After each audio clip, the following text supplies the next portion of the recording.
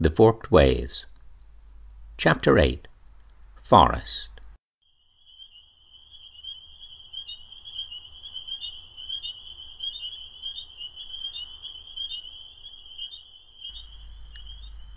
"I want to go to the swamp," Fletch said, wiping the blood from his forehead. "I want to see what's out there." "I've been there," Silver told him reluctantly, "but not for a long time." It had not been a good day. Fletch could not stop thinking about Jarrett Harbor and the murdered girls. The problem with living in a haunted house was that it made him afraid. The idea of it sounded kind of fun. A creepy old house with a mysterious history, a door that wouldn't shut or wouldn't stay shut, a cold feeling on the stairs. But the reality was different. He hated lying awake at night, afraid to turn out the lamp beside his bed. He hated the thought that there was something in the yellow room at the end of the hall that might find its way into his room while he slept. Now his dreams seemed to be tapping into images from the area's mythology. It's like all the things that ever happened here are still close to the surface, he thought, as if nothing ever really went away. And then there had been the fight. Fletch had stopped by the restroom on his way to study hall that afternoon. He had barely entered one of the stalls when he heard the restroom door swing open. Before he had time to suspect anything was wrong, the door to the stall burst open, slamming his forehead and sending him stumbling into the corner by the toilet. Vaguely, he saw Dwight Wills standing above him. "Howdy," the lanky boy said amiably. "Got any cash?" The only real pain was in Fletch's side, where he had struck the porcelain rim on the way down. His head felt completely numb. He stood up, reached into his pocket, and found 3 quarters. 75 cents, he said coldly, "but it won't be easy to take." Dwight's face was expressionless as he leaned back against the door of the stall. Almost absently, he drew a slim knife from his back pocket and flicked it open. The blade was long, but it looked flimsy, and Fletch figured if he didn't get skewered, he could probably break it. But he was pretty sure he was going to get skewered.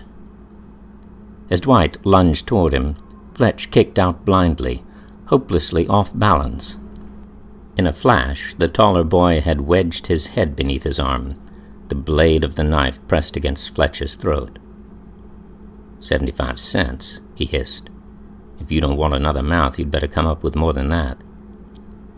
Fletch held out the 3 quarters. "That's all I've got," he said, "but you can have it. Here." He opened his hand and dropped the coins into the toilet. Dwight swore, and in some dim part of his mind, Fletch was delighted to hear the astonishment in his voice.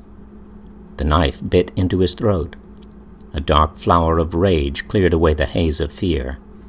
He knew what he had to do. "All right. If you're here to do some killing, get on with it. But you'd better not just cut me up. If you're not dead serious, if you just cut me and leave me alive, I swear to God you'll be dead by tomorrow. I realize you're not very smart, but I hope you've got enough brains to know the truth when you hear it. I'll pull your stinking guts out and stomp them into the dirt." The faintest tremor of hesitancy passed through the hand that held the knife, and Fletch knew he had won. And he knew that the reason he had won was because he had meant every word he'd said. The door to the restroom opened, and Silver called his name. Instantly, Dwight released him and put away the knife. As Silver pushed open the door of the stall, Dwight slid past him and escaped into the hallway. At once, Silver came over and took a look at his forehead. Fletch saw all the pain he didn't feel reflected in his face. "Go sit by the window," Silver told him. "I'll get some towels." Fletch went to the far wall and settled into the corner. Silver soaked some paper towels in water, came back and knelt beside him. When Silver laid the first towel across his forehead, the water ran into his eyes, and he reached up to hold it in place. Silver shook his head and brushed his hand away, removing the towel, which now bore a bloody smear. "Can you see okay?" "Yeah." The pain was beginning to wake up, and his heart had begun pounding with delayed shock. "I told him I'd kill him, Silver," he said incredulously. "And I could have done it. I wasn't just trying to scare him." Silver put a fresh towel against his forehead. "I don't doubt it. Here, hang on to this." Wincing slightly, Fletch got to his feet and went to the mirror to check out the damage. It wasn't as bad as he had feared, no more than a small gash surrounded by a large swollen lump. There was only a small nick on his throat. It occurred to him that they should have been in class 5 minutes ago, but another look at his forehead convinced him that it wouldn't be worth the trouble. Mrs. Ross would take one look and send him straight to the infirmary, and then the whole story would be out. "Let's leave," he said to Silver's reflection. "I don't want to go to study hall and cause a scene." Silver raised his eyebrows. "Are you sure?" Fletch nodded. "If we get caught, you can say I was delirious. Actually, I feel pretty good." Silver went into the stall, retrieved Fletch's quarters, and rinsed them off under the faucet. "I found 75 cents, he said in amusement. "Would you like a Coke or something?" They left in Silver's truck and took to the woods. "This whole area has some weird geology," Silver told him as they drove. "People from the university come and take soil samples every now and then. I heard it's on some kind of fault line." He steered the truck off the highway and onto a logging road about a mile from the church. He slung his knapsack across his shoulders and got out, glancing at the sun. "It's a pretty long walk. Are you sure you feel up to it?" "Silver, you're not going to talk me out of this. Too many weird things are happening, and I'm trying to put together as many of the pieces as I can." There were deep ruts in the logging road, containing dry rivers of sand, tan, white, and glittering black. They formed swirling ribbons of color against the red surface of the clay. In one of the ruts lay a crushed bottle of Scuppernong wine. Just off the trail was a pile of garbage someone had recently dumped. Fletch noticed handwriting on a piece of cardboard torn from a beer carton. "Carla, we come over but you was gone.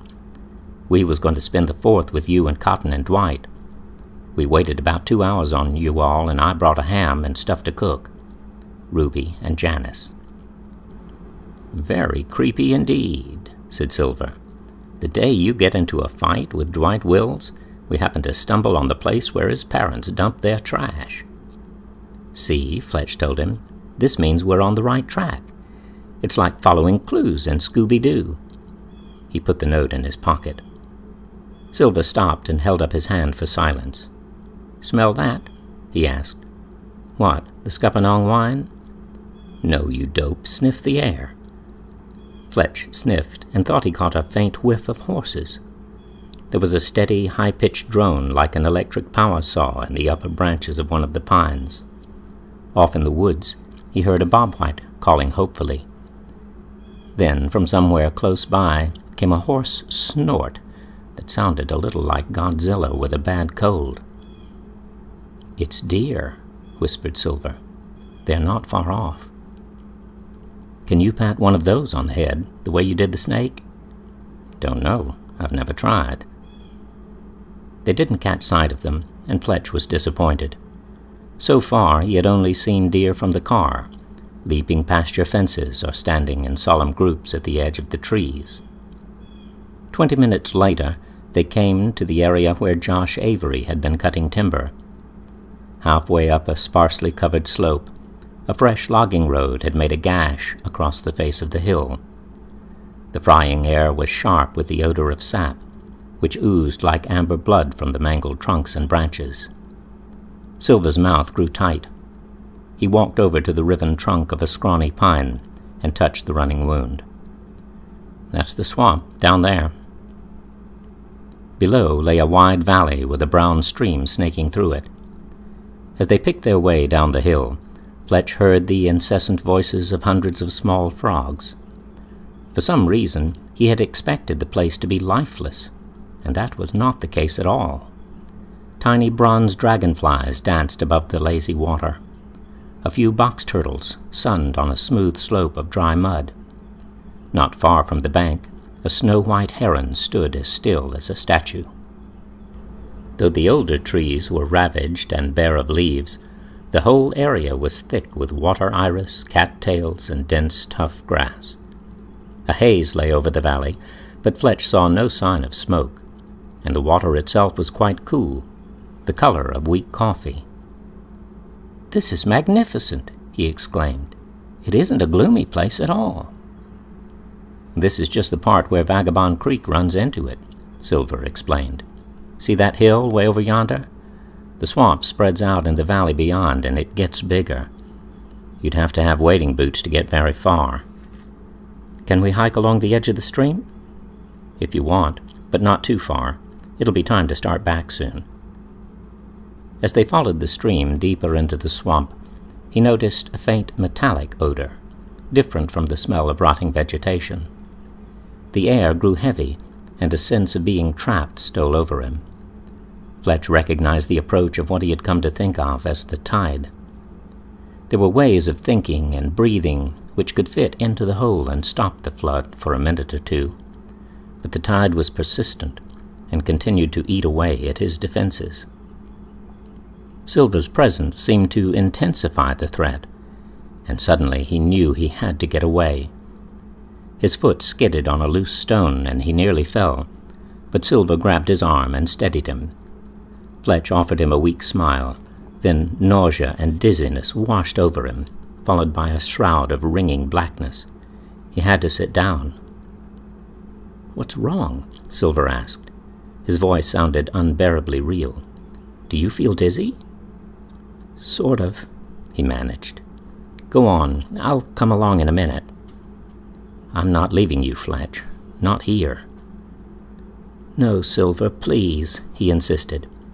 "I can't bear to be with you now. Just go." Silver got up, uncertainly, and moved away.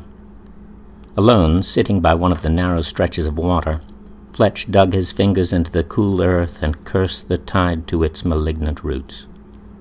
If this was how life was going to be from now on, he'd rather be rid of it altogether.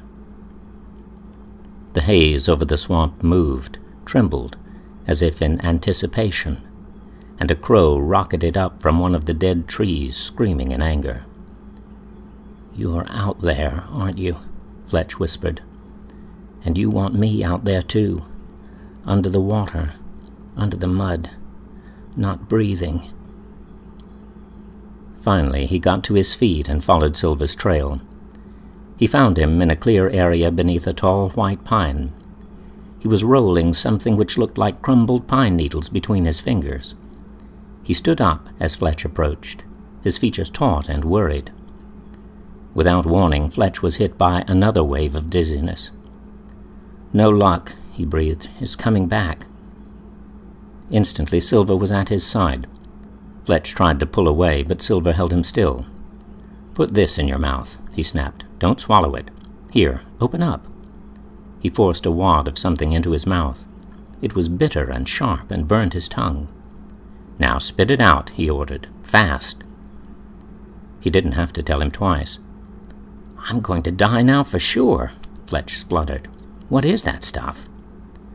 "Remade tobacco. How do you feel?" Fletch stopped short. The tide had vanished. Not a trace of illness remained. "It's gone," he told him in amazement. "Tobacco can do that?" "Sometimes, but only if it's the right kind." Fletch's vision was still slightly blurred, and for a moment it seemed as if he were seeing Silver through someone else. Uneasily he looked out over the marsh reeds and brown water. "What's out there, Silver?" he asked softly.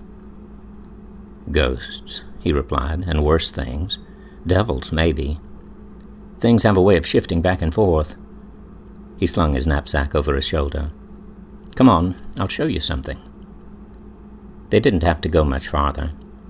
On an area of high ground no more than 50 yards from the healthy white pine, they approached a stand of decayed hardwoods. Silver pulled away a great loose scab of bark from one of the trunks and motioned for Fletch to look. The smooth wood of the tree was warped into a series of symmetrical ridges, like the rib cage of a skeleton, as if they were bones pressing out against a thin, taut skin of wood. Silver sloughed off another disfigured section of bark to reveal an unmistakable skull straining out from the trunk. It was, in fact, only wood, pulpy, soft, and rotten. The tree had grown old, died, and the unresolved form was decomposing with it, returning by slow degrees to mulch and silt. There are more of them, said Silver. I found at least a dozen here and there, all over the swamp. I have one of the skulls at home. It's as small as the head of a doll and doesn't even have facial features, but it's much harder than this, almost like a stone. He frowned. They keep forming. Betsy calls them the green men, but the ones I've seen look gray or brown. I have a letter Bill Weathers wrote to my grandparents that mentions them. I'll bring it to school tomorrow, let you read it. He started back the way they had come. It'll be dark soon. We'd better go. Evening shadows settled over the swamp like the wings of crows. The tall grass sighed and rattled. Fletch knew he was up against more than the darkness in his own mind. Something out here knew about him and could attack him from within. Perhaps what caused the nightmares also caused the tide. But what about the good dreams? The chipmunks scurrying along the forked ways, and the young man with a cup of acorns. Surely they must fit into the pattern as well. Fletcher's father had waited supper, knowing his son's hikes with Silver sometimes ran late. "Howdy, folks," he greeted them. "I figured y'all would come dragging in long about dark. Have a good time?" Then he noticed Fletcher's forehead and gave a low whistle of concern. What on earth happened? "A fight," Fletch said, dismissing it. "I got the best of him, though. That boy named Dwight Wills." Dad made him stand under the kitchen light so that he could check out the cut. "Troubled family," he muttered. "Everybody knows Cotton Wills can be mean as a snake, and he drinks too much. From the look of your forehead, Dwight takes after his father." He sighed. "Did you get into trouble? Do I need to ring the principal?"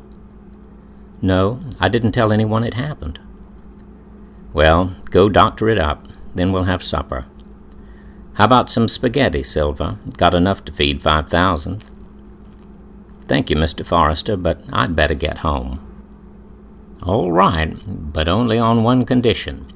If you and your mother can make it, I'd like to have you both over for supper on Wednesday evening. I've got some steaks we can grill outside, and I'll make a Greek salad fit for Pericles." "I don't think it'll be too difficult to convince her," Silver replied. "How about I call and let you know what she says?" After Silver left, Fletcher's father glanced at him. "You don't look so hot, kiddo." Fletch shrugged. "Headache." He felt exhausted, and the first sharp spikes of pain were beginning to pulse behind his eyes. Mark squeezed his shoulder. "Take the rest of the day off." Fletch considered telling him about the attack he had suffered that afternoon in the swamp, but decided against it. He had gotten fed up with neurologists in the months following the accident, and didn't want to go through another blitz of questions, tests, x-rays, and overnight hospital stays. Maybe he could find out what sort of tobacco Silver had used, and keep some on hand in case of emergency. He lay on the rug in the library, listening to Bach's cello suites, with the sound turned very low. It moved in and out of his range of hearing, the sound attaching itself to his pain, and the silence taking it away. He felt as if he were not quite touching the rug, but suspended about 3 inches above it, a strange but pleasant sensation, which quickly gave way to distress as he realized he was no longer able to move. No, he was moving, or rather the floor seemed to be sinking beneath him while he remained paralyzed. He tried to sit up, to strike out, to shout, but his body simply refused to respond. The ceiling descended toward him, threatened to crush him, but he passed through it as if he lacked any substance at all, and moved into the attic space beyond. Air rushed into his lungs, and the pain behind his eyes became blinding, then vanished. Fletch sat up, surrounded by heat and darkness, his clothing drenched with sweat. He breathed, drawing in dusty air and the unmistakable smells of the attic. Cautiously he reached out and touched a bundle of something which felt like dry, dead skin. "Old newspapers," he told himself, trying to shake off the return of panic. "I can't really be up here. This has got to be another dream." He began creeping across the floor, trying to determine where in the attic he might be. If only he had a light. Fletch shoved a hand into his pocket, groping for the lighter he used to light the oil lamps. He found it and drew it out, flicked it until it flared, and saw the shape of the peaked roof above him. The attic door would be at the other end of the room, but at least he knew in what direction it lay. Crouching, he made his way across the attic, flicking the lighter when he lost his sense of direction. Fortunately, the door wasn't locked, and he welcomed the cool air which flooded around him as he descended the attic stairs. He passed the yellow room with scarcely a glance, went down the hall to his bedroom, then stopped at a sound from the library. The rhythmic popping of the stylus caught in the groove at the end of the record. By the flicker of the lamp, he could see the record still spinning on the turntable, and as he moved into the room, he stopped at the sight of the boy asleep on the oriental rug. This is not happening. This is not... He looked down at the boy's face, then at his own hands. Both seemed equally real. "Hey," he whispered. "Fletch?" Fletch's eyes opened, and for a moment he envisioned the image of his own face staring down at him in shock. Then there was nothing above him but the shelves of books. Pogo's Sunday Punch, The Wrath and the Wind, Island Light. This is not happening. This is not. He got to his feet, moved weakly to the record player, and shut it off.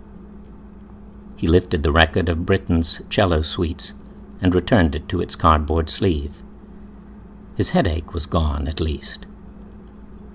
The next day at school, Silver slipped him an envelope containing several handwritten sheets.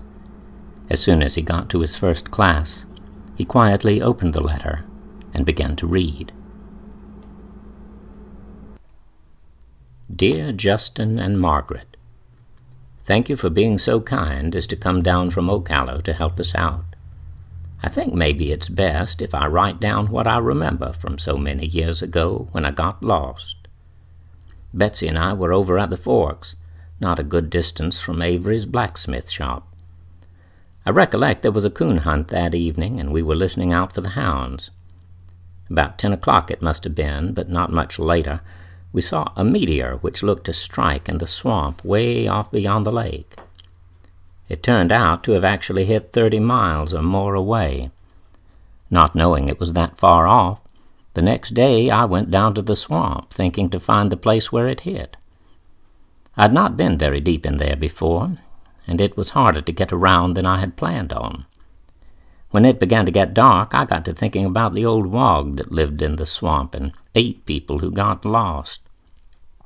I stopped to get my bearings by a tall water oak and saw one of the growths on the trunk of the tree.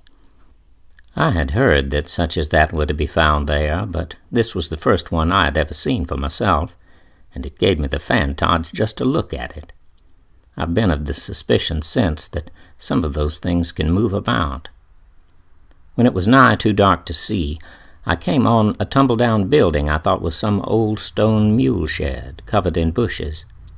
There was just the one door and no roof left, and in one corner a good-sized stone with steps cut into it. Under all the dirt and leaves, it had a stone floor. It was a right good thing to come on, because the wog was sure enough out there. I saw it with my own eyes, though I can't say it was altogether solid. It showed up at the door of the old building, but never tried to get in, just walked back and forth, watching me.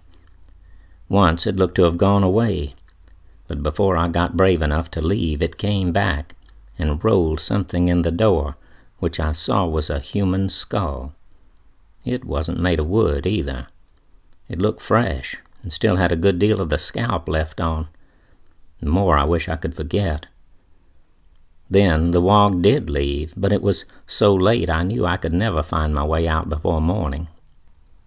I slept there that night, not much, what with that skull and all, which I couldn't bring myself to touch, even to throw it out. But I remember a strange dream that I was back by the water oak and the wooden bones were speaking. They told me all the souls the wog had eaten were there, in prison. They said the wog could be bound by the power of 4 holy places, and by iron in the hands of a friend of God. The next morning I tried to find my way out of the swamp, and was found by Jarrett Harbor, whom Betsy will have told you about. He put me on the old dirt road where the Wise and Will still live, made me swear not to tell a soul I'd ever set eyes on him. There was blood on his shirt. I didn't know it, but he had already been shot by then. When I got back to town, I found out that Jared had drowned Betsy's sister, Nellie, and when he was caught, had got a sickle and also killed Frank Wills and Sam Heller and Barnabas Y., who all lived along that road where he left me. I can tell you about all this, but I'd prefer not to write it down. He'd run off into the woods, and men were out hunting him while I'd been lost. They never did find Jarrett, and they never did find Frank Will's head, and my own belief is that I was the last to see either one, though I've never said as much to anyone. I've never told anyone these things, other than Betsy, but I know that you will keep them in your confidence. Sincerely, Bill Weathers.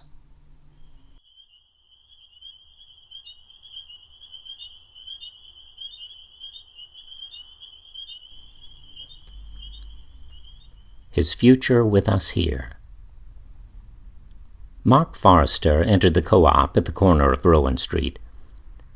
He had bought steaks at the big chain supermarket in Winder, but preferred to get vegetables here, straight from the common garden. As always, he stopped to admire the astonishing array of handcrafted items available for sale to outlanders, or to customers from the surrounding towns. Colorful rugs and quilts adorned the walls. Skillfully thrown pottery graced the shelves.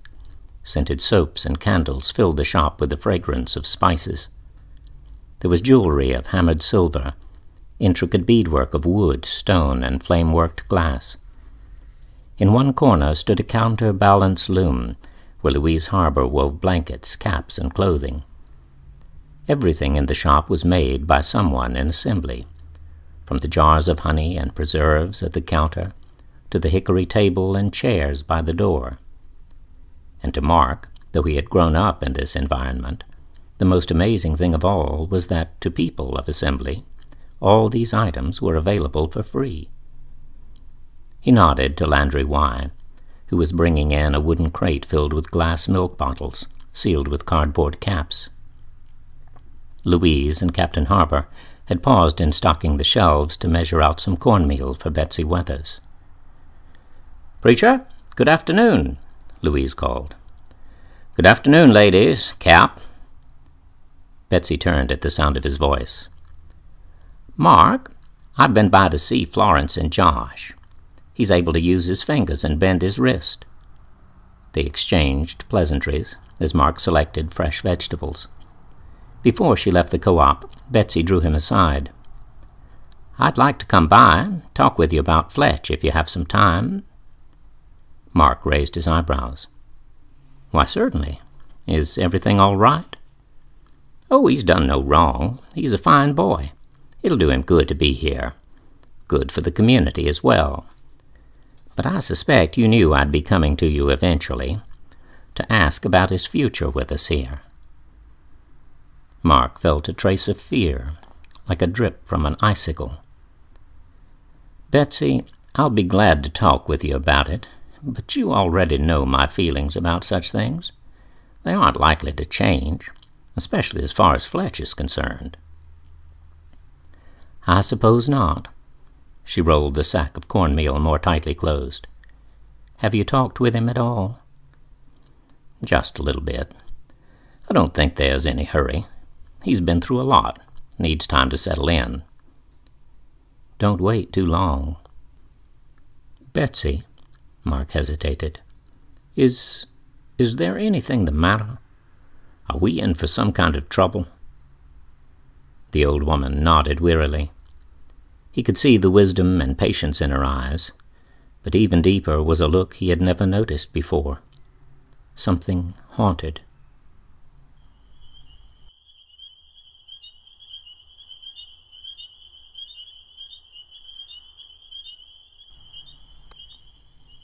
One by one.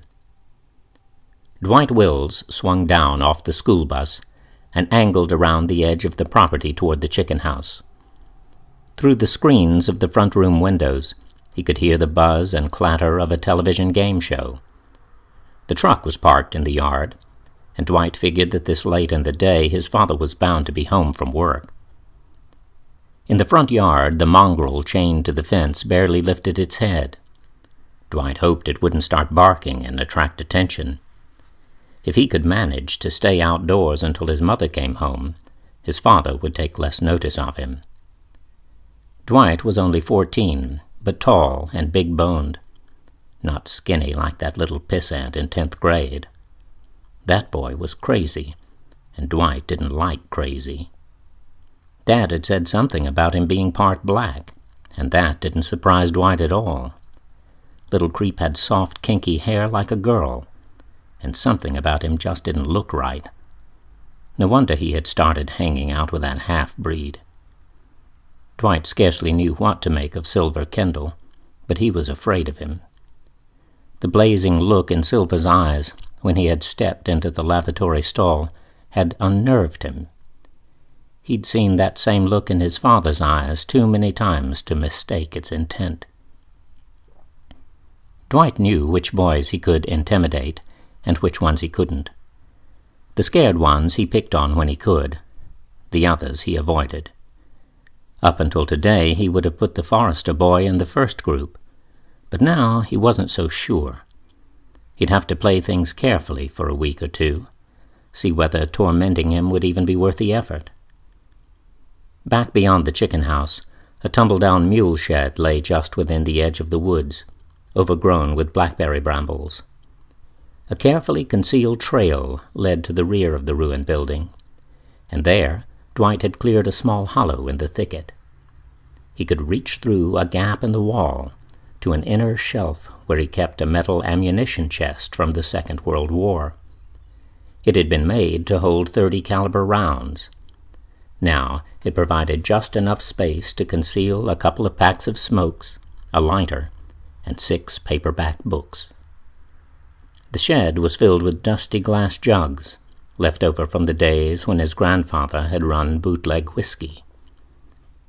Dwight lit one of the cigarettes and inhaled deeply, keeping an ear out for the dog's whimper, the screech of the back door, or the rattle of the muffler on his mother's car. There would be hell to pay if he were caught here, or if the things he kept hidden were discovered. Dwight didn't need to give his father another excuse to beat him senseless. Relaxing slowly, he lifted the books out one by one and lined them up across one of the boards. As I Lay Dying, Intruder in the Dust, The Unvanquished, The Sound and the Fury, Go Down Moses, Light in August. There would be time for 1 chapter, maybe even 2, before he had to go in.